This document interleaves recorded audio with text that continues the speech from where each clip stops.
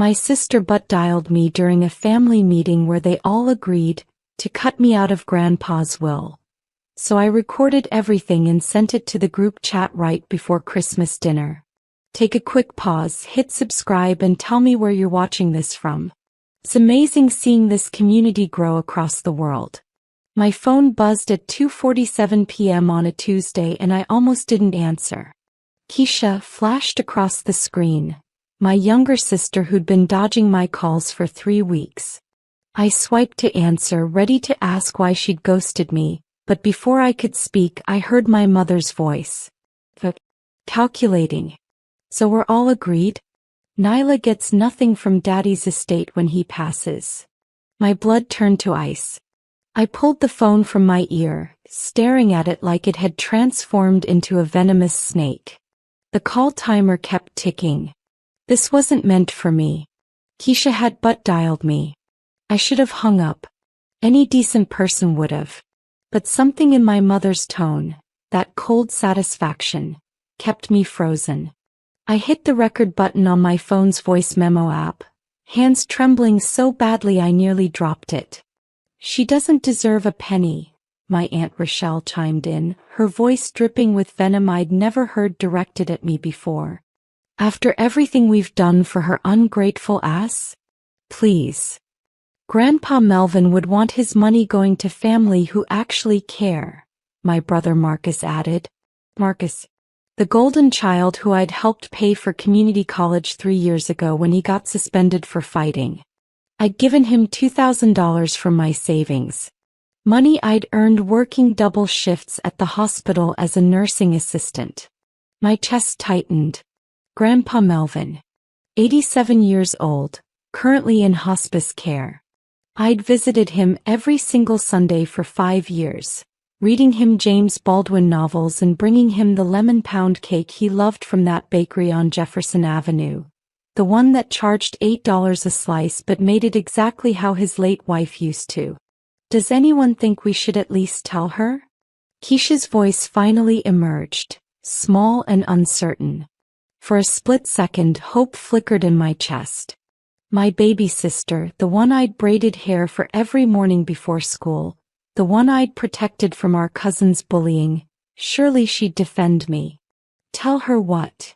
My mother's laugh was brittle, humorless. That she's been cut out? Why would we do that, Keisha? So she can manipulate Daddy on his deathbed? We all know how she operates. She's been playing the perfect granddaughter for years, probably for this exact reason. I pressed my hand against my mouth, swallowing the sob threatening to escape. The walls of my apartment suddenly felt suffocating. Through my window I could see families walking in the park across the street, normal people having normal Tuesdays. Meanwhile, my entire family was plotting against me like I was some scheming villain in a Tyler Perry movie. Mama's right, Marcus said. Nyla's always been calculated. Remember when she got that scholarship to nursing school? Didn't even tell us she applied until after she got in. She thinks she's better than us. That scholarship. I'd cried for 3 hours when I received that acceptance letter because it meant I could finally escape the chaos of our household, get an education, build something for myself. I'd been 17 working at Burger King after school, saving every dollar because nobody else was going to pay for my future. The will's already been modified, Aunt Rochelle continued. I went with Mama to the lawyer last Thursday. Cost us $500, but it's done. Everything's split 4 ways now, between you kids and me. 4 ways. Keisha, Marcus, our mother, and Rochelle. What about the house on Maple Street? An unfamiliar male voice cut through the conversation. I jerked upright, pressing the phone harder against my ear. Who else was in this meeting? That's the best part, my mother said, and I could hear the smile in her voice. The rental property goes to me outright. Daddy signed the deed transfer last month. Nyla thinks she's getting that house because Daddy promised it to her, but that was before she started acting brand new.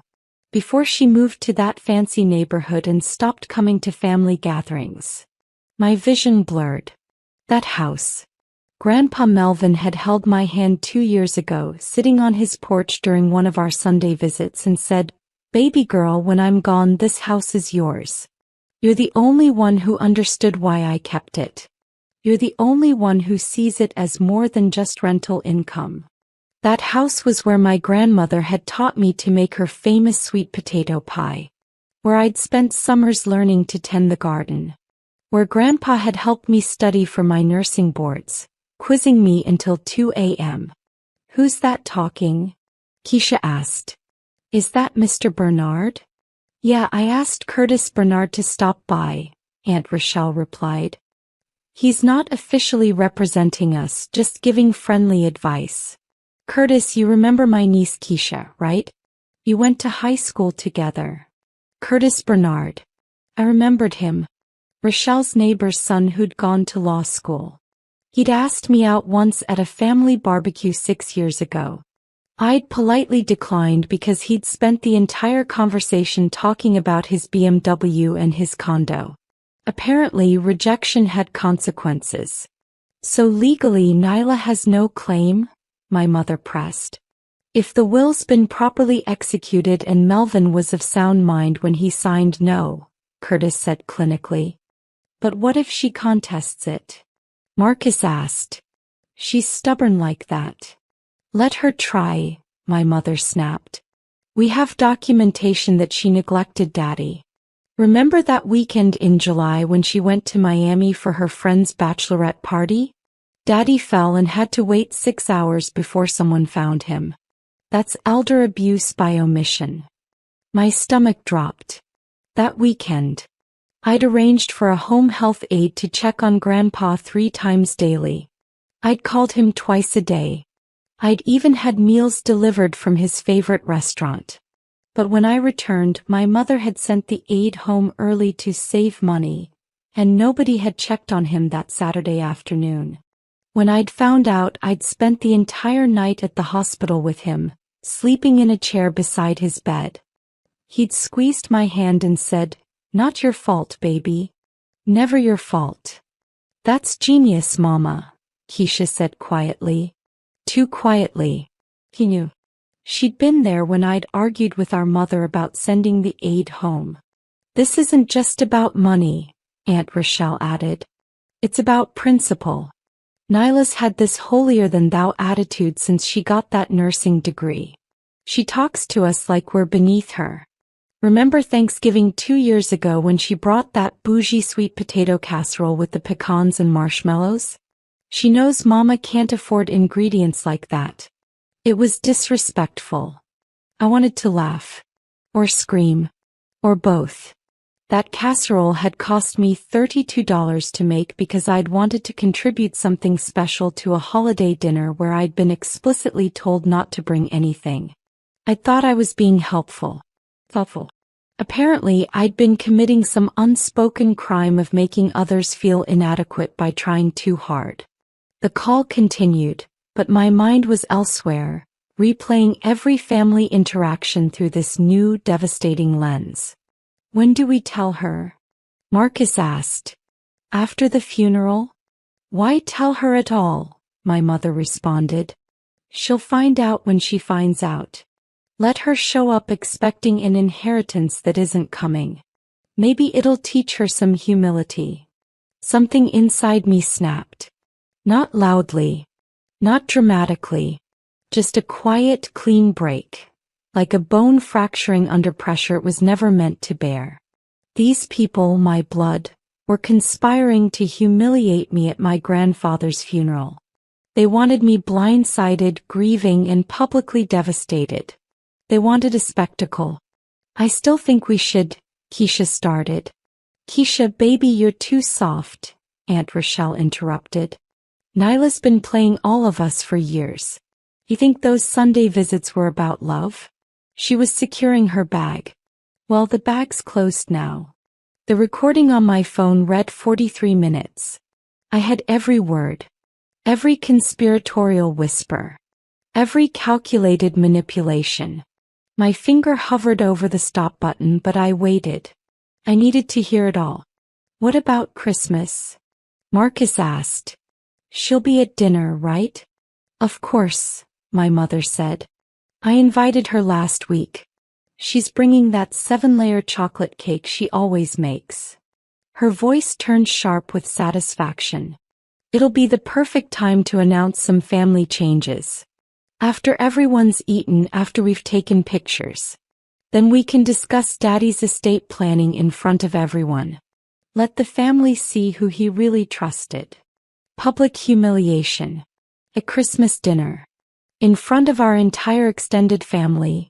Cousins, aunts, uncles, neighbors we'd known for decades.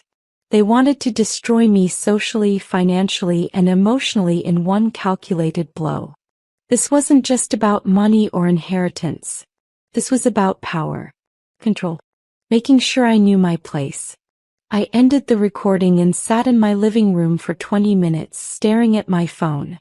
Then I started making calls. First to my friend Jasmine, who worked as a paralegal. Can you recommend an estate attorney? I need someone today if possible. What's wrong? Jasmine asked immediately, hearing something broken in my voice. I can't explain right now. Just trust me. I need the best attorney you know. She gave me a name. Patricia Okonkwo, a sharp Nigerian woman who'd built her reputation destroying fraudulent estate claims. Her consultation fee was $300. I booked an appointment for 5 p.m. that same day. Next, I called the hospice facility where Grandpa Melvin was staying. This is Nyla Crawford. I need to know who's authorized to make decisions for my grandfather, Melvin Crawford. The nurse checked. We have a healthcare proxy on file. Joyce Crawford is the primary decision maker. Joyce. My mother. Of course. Can you tell me when that was filed? It was updated 4 months ago, the nurse said. Is there a problem, Ms. Crawford? You're still on the approved visitor list. 4 months ago. Right after I'd gotten my promotion at the hospital. Right after I'd bought my first car. A used Honda Civic I'd saved for 2 years to afford. Right after I'd posted photos of my new apartment on Facebook. The 1-bedroom in a safe neighborhood where I finally felt secure. That's when they decided I was getting too big for my britches, as Aunt Rochelle loved to say. Patricia Okonkwo's office smelled like leather and expensive coffee. She was 50-something with gray locks pulled into an elegant bun and reading glasses that she peered over like a judge evaluating evidence. I played her the entire recording. Her expression never changed, but her fingers drummed once against her mahogany desk. Do you have documentation of your relationship with your grandfather? Receipts for things you've purchased for him? Photos? Text messages? Yes. I pulled out my phone, scrolling through years of evidence. Receipts from the bakery, dated every Sunday for 5 years. Text messages where Grandpa called me his favorite person in the world. Photos of us together, him smiling in ways he never smiled with anyone else. Cards he'd sent me for birthdays, graduations, holidays. And you've been the primary visitor? Patricia asked. I keep a log. I did. In a journal I'd started when Grandpa first got sick. Every visit. Every conversation. Every time I'd called to check on him. I'd done it originally to track his symptoms, to notice any cognitive decline. Now it felt like I'd been preparing for this war without knowing it. Patricia leaned back in her chair. Your family is attempting to commit estate fraud. The recording alone proves conspiracy. But we need to be strategic. If we move too fast, they'll lawyer up and this becomes a prolonged court battle. Your grandfather deserves better than dying while his family wages war. So what do I do? My voice cracked. I can't just let them. You're not going to, Patricia said firmly. But we're going to be smart about it. First, we need to visit your grandfather. Today. With a proper estate attorney present. We need to document his current mental state and his true wishes. Can you arrange that? I nodded, already texting the hospice facility. Grandpa Melvin looked smaller than when I'd last seen him, his brown skin papery and thin. But his eyes sparked with recognition when I walked in at 7 p.m. that evening. "My Nyla bug," he whispered, using the nickname he'd given me at age 6. "Where you been, baby? Feels like forever." "I was here Sunday, Grandpa," I said gently, taking his hand. "I brought you lemon pound cake. You ate 3 slices and told me about the time you met B.B. King." He chuckled, then coughed. "That's right.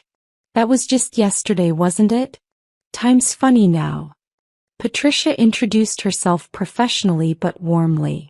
"Mr. Crawford, I'm an attorney. Your granddaughter has some concerns about your estate planning. Would you be comfortable discussing that with me?" His confusion cleared instantly, replaced by sharp awareness. "Joyce been bothering you about my will?" he asked me directly. I hesitated. Patricia nodded encouragingly. "Grandpa, did you want to change your will? Did you want to cut me out of your inheritance?" His grip on my hand tightened with surprising strength. "Cut you out? Baby, no. Never. You're the only one who—" He struggled for breath. "The only one who loved me, not what I got. You know that house on Maple Street? Your grandmother and I bought that house in 1962. We were the first black family on that block. Got bricks through our windows. Got called every name you can imagine. But we stayed. We built something. That house is yours, Nyla. Always been yours." Patricia recorded everything, her equipment discreet but thorough. "Mr. Crawford, have you signed any legal documents in the past 6 months?" "Joyce brought me papers," he said, his voice growing stronger with anger. "Said it was for Medicare. For medical stuff. I can't see good anymore, baby. My eyes." He looked at me and I saw tears. "Did I sign something bad?" "You signed a revised will," Patricia said gently, "and a deed transfer for the property on Maple Street. Both documents removed Nyla as a beneficiary." Grandpa Melvin's face transformed. I'd never seen him truly angry before. "Get me a lawyer," he rasped. "Right now. I want this fixed. Tonight." Patricia smiled, not kindly but with the sharp satisfaction of a hunter who just cornered dangerous prey. "Mr. Crawford, I can have new documents drawn up within 2 hours. You'll need a witness who isn't family. I have a colleague who can come immediately. But I need you to understand, this will likely cause significant family conflict." "Good," Grandpa said.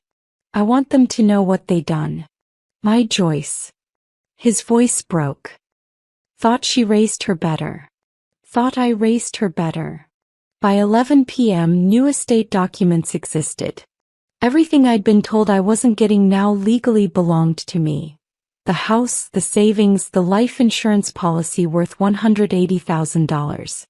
Additionally, Patricia had added a no-contest clause. Anyone who challenged the will would forfeit their inheritance entirely.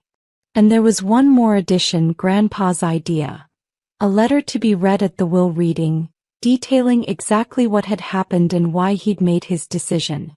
"One more thing," Grandpa said as Patricia packed her briefcase. "Christmas dinner. They planning something at Christmas dinner?" I nodded. "I heard. Then you need to beat them to it, baby. Show them who they tried to play with." His eyes gleamed with something I'd never seen before. Vindication. "You got that recording?" "Yes, sir." "Then use it. Not mean, not cruel. Just facts. Show them the mirror." He squeezed my hand one final time. "And Nyla? Don't you ever apologize for being better than what we gave you.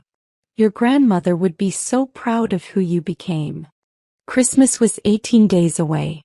I played the perfect granddaughter, the oblivious target. I texted Keisha about what kind of wine to bring to dinner. I called Marcus to ask if he wanted help picking out a gift for his daughter. I sent my mother a recipe for the mac and cheese she'd requested I make. Every interaction felt like swallowing glass, but I maintained the performance. They wanted to humiliate me publicly? I'd give them a stage. I spent those 18 days preparing meticulously.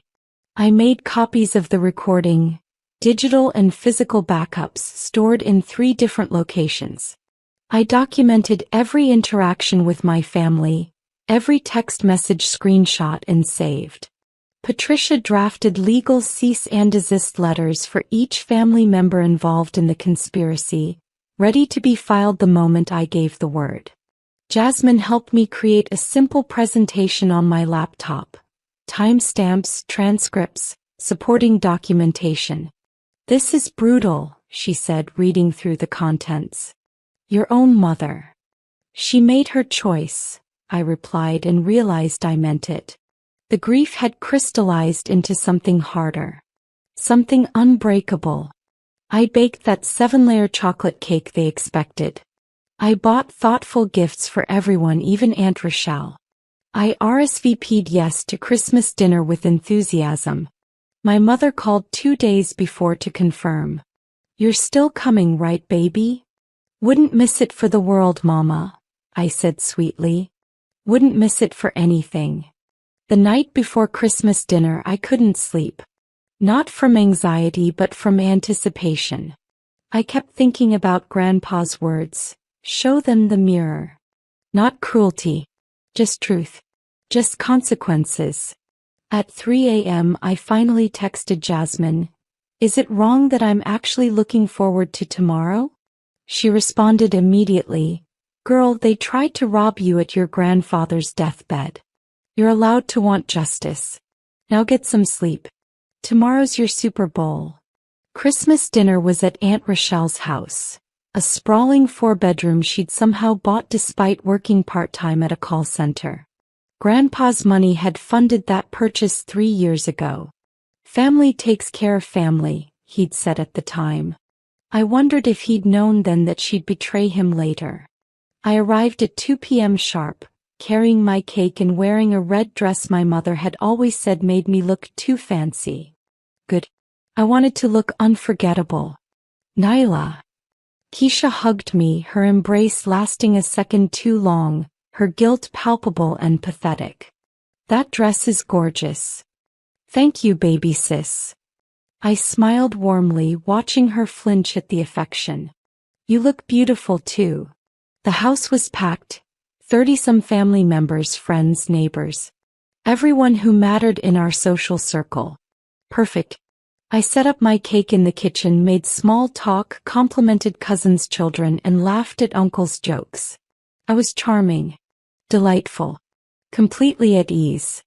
At 4 p.m. after everyone had eaten, my mother stood up and clinked her wine glass. "I want to make an announcement about Daddy's estate planning." This was it.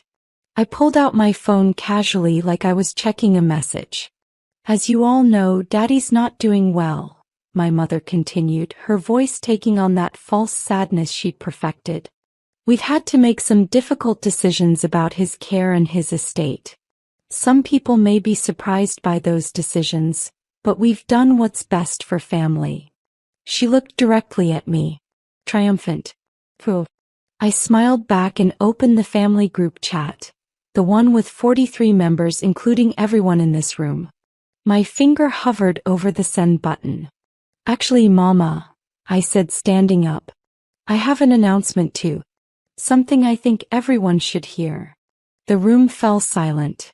My mother's face flickered with confusion, then alarm. She sensed something wrong, but it was too late. I'd already hit send. 43 phones buzzed simultaneously. Heads bent. Eyes widened.